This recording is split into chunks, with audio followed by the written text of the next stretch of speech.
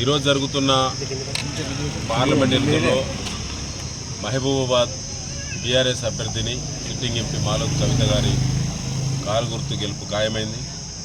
ఇప్పటికే బూతుల పర్యవేక్షణ ప్రజల యొక్క ఓటర్ యొక్క నాడి చాలా స్పష్టమైంది.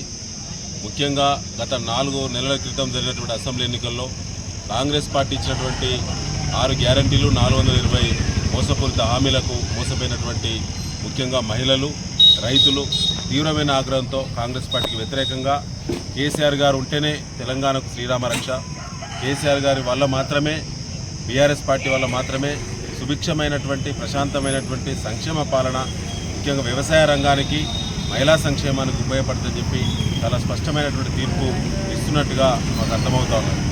ముఖ్యంగా రేవంత్ రెడ్డి గారి ప్రభుత్వం వచ్చిన తర్వాత ఏ ఒక్క హామీ కూడా నెరవేర్చలేదు. రోజు పత్రికల్లో, టీవీలో ఇచ్చేటువంటి యాడ్స్ అన్నీ కూడా పచ్చిపూటకం అని చెప్పి ప్రజలకు అర్థమైంది. కాంగ్రెస్ పార్టీ కాంగ్రెస్కి వ్యతిరేకమైన ప్రచారాన్ని ఇచ్చుకున్నది యాడ్స్ రూపంలో. ఎందుకంటే అన్ని హామీలు పూర్తి చేసినామని చెప్పి రోజుకొక యాడ్ ఇచ్చి రోజుకొక పథకాన్ని పూర్తి చేసినాం, అమలు చేసినాం అనేటువంటిది ఏదైతే ఉందో అది ప్రజలందరూ కూడా దాన్ని వ్యతిరేకంగా తీసుకోవడం జరుగుతూ ఉన్నది.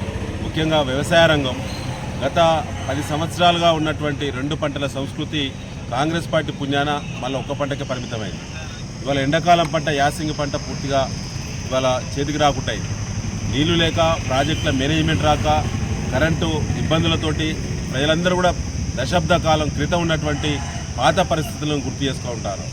ముఖ్యంగా కాంగ్రెస్ పార్టీ మార్పు అంటే ఉన్న స్థితి కంటే మెరుగైనటువంటి మార్పు వస్తుందని చెప్పి, భవిష్యత్తులో కొత్త రకమైనటువంటి అవకాశాలు వస్తాయని చెప్పి కాంగ్రెస్ పార్టీని గెలిపించారు తప్ప 10 ఏళ్ల కింది పాత వాతావరణం తీసుకొచ్చి పాత అనుభవాలను మార్పు రూపంలో కాంగ్రెస్ పార్టీ బహుమానంగా ఇస్తుందని చెప్పి ప్రజలు అనుకోలేదు. నర్సంపేట నియోజకవర్గంలో బ్రహ్మాండమైన ఓటింగ్ సర్లు కూడా ఉంటుంది. ఖచ్చితంగా మేము అంచనా అనుకుంటున్నాం. ఈజీగా 75% ఓటింగ్ నమోదైద్దని చెప్పి అనుకుంటున్నాం.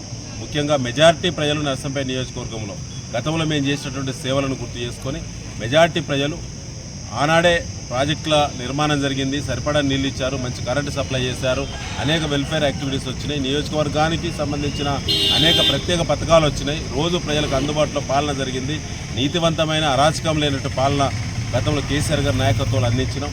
ఇప్పుడు అది లేకుండా అయింది, అరాచకాలు ఎక్కువైనాయి నర్సంపేటలో. కాబట్టి ప్రజలు సరైనటువంటి తీర్పు ఇస్తారు, ఖచ్చితంగా కారు గుర్తును గెలిపిస్తారని విశ్వాసం ఉన్నది.